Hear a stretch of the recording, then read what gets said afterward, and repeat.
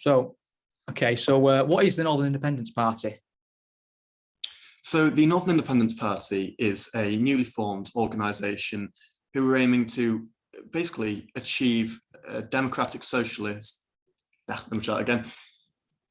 So the Northern Independence Party is a newly formed organisation. We are not quite registered with the Electoral Commission yet, but fingers crossed it goes through soon. Until then, we are an organisation who are aiming to achieve an independent North, which goes as far north as the Scottish borders and as far south as Cheshire, Derbyshire, Yorkshire, Lincolnshire. Because we feel that the North is a socialist nation and it's not being treated as such. It's constantly being handed Tory governments, which it doesn't vote for, and it's almost being punished for that. The spending per head in the North, in some parts of the North, for instance, transport infrastructure is thousands of pounds in the City of London. And in some areas of the North, it's as low as £5 per head. And we feel that the North-South divide is getting worse, and that even with these big infrastructure projects like HS2, they are designed to benefit the South, to extract more wealth from the North and bring it southwards. And so our aim is to address that and to become an independent country who would be perfectly sustainable in its own right. Okay, so how did you find yourself endorsed by this particular party then? So I joined the party back in March, and I quickly got involved in the community. So we are a very open and democratic party in terms of our mechanisms and processes. So every decision is made sort of in the open in front of the membership, and the membership can give us input on certain issues. And so when it came to the question of should we field candidates in the May elections, there were many people who were eager to get involved and to get their names on the ballot and to forge this road for the Northern Independence movement.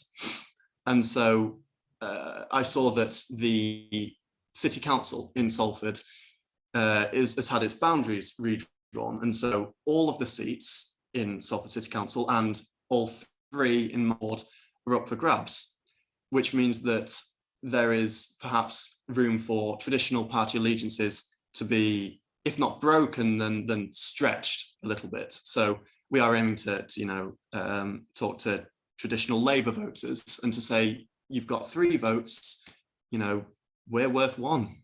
And it's about showing them that actually, in many cases, we are a better vote than Labour. For these socialists, these left-wingers in the city, we are their voice. We are the socialists now.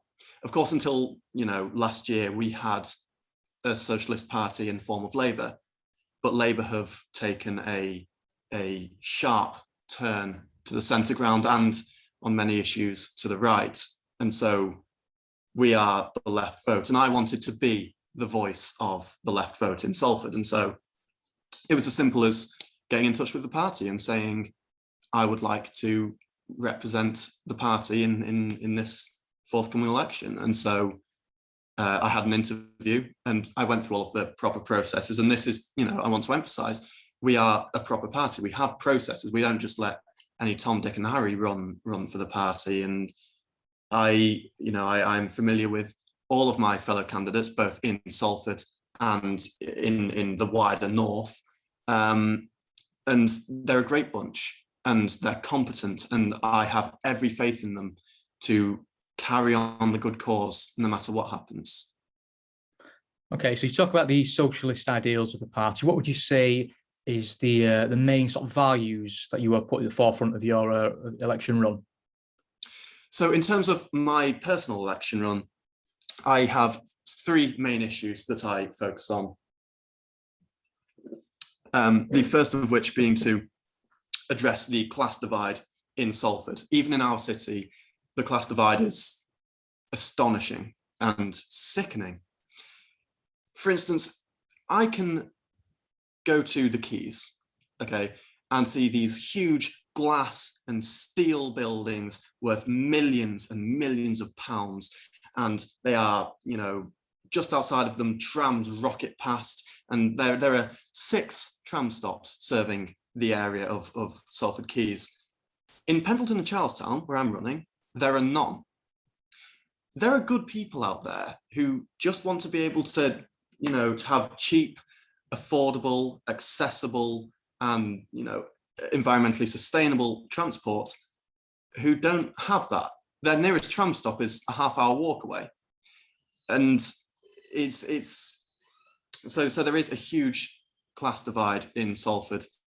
My issue is to address homelessness. It's dreadful, the amount of homelessness that we see in our city. We have, again, this comes back to the whole idea of we've got these multi-million pound facilities and bits of infrastructure all focused in one bit, when a mile up the road you have people who are struggling to eat and to stay clothed and warm, and everyone should have a roof overhead.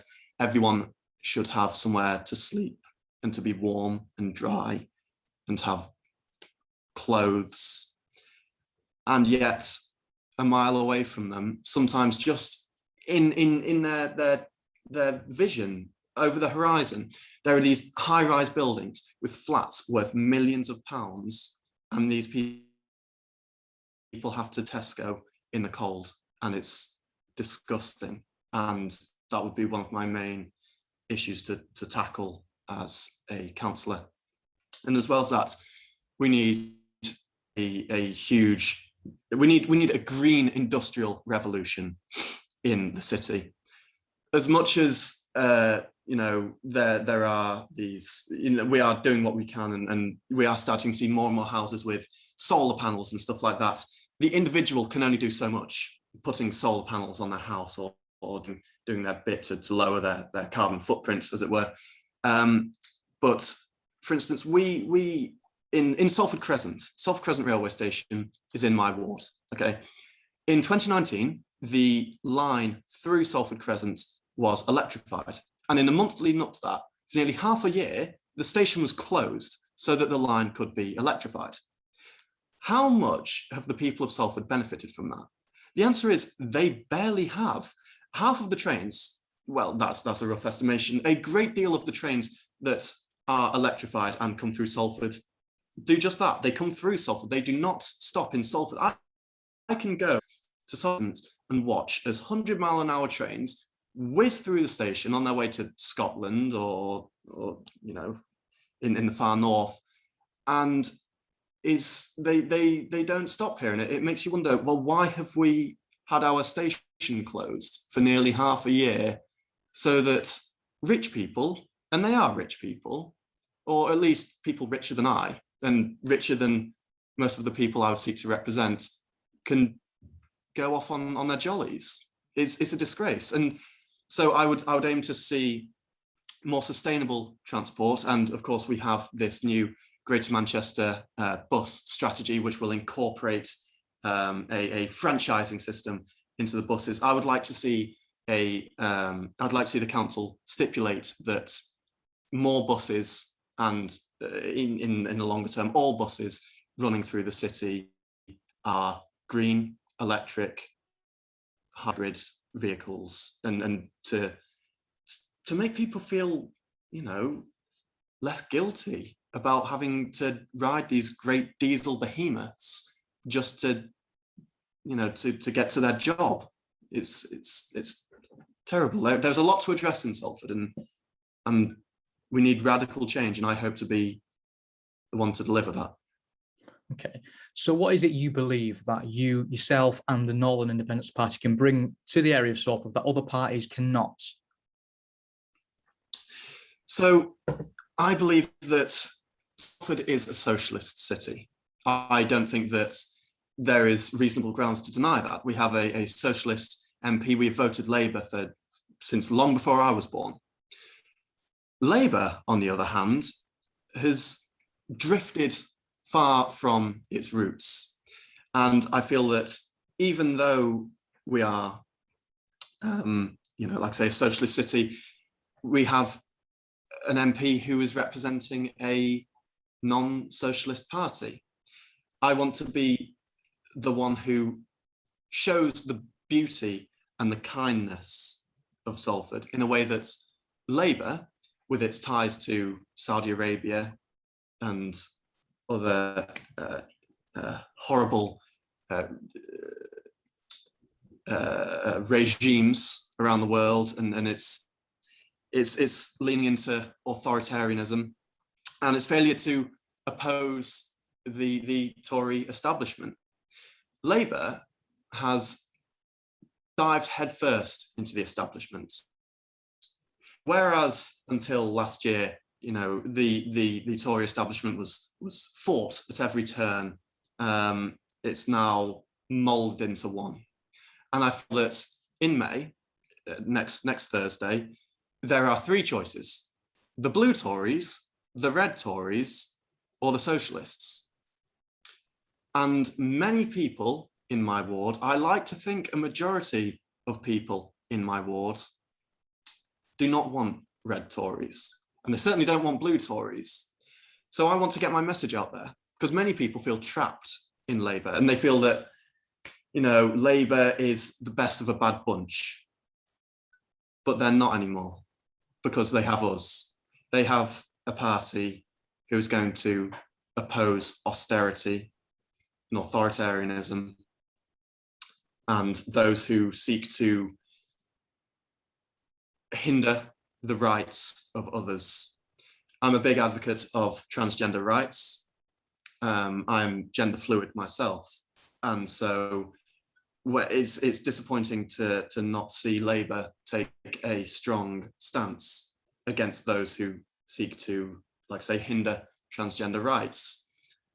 So the great people of Salford, I believe, if I can only get the message out there, will be very interested in the Northern Independence Party, and I like to think will feel that they have found their political home again.